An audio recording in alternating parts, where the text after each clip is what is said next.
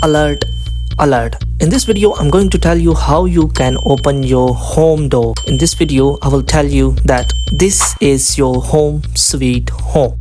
Your home can be different from this or can be same like that if you are living in a bungalow or in a normal home. So just you have to need what is a key.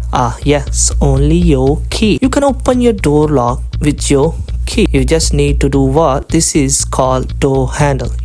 You have to push it downwards like that. After that, pull the doors towards your side. Some of the doors open towards your side and sometime on the other side. Some of the door have the locks, number lock like that.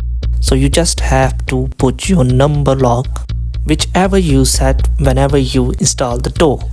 So once again, this is the push type door. You have to push inwards. You can enter door or anywhere.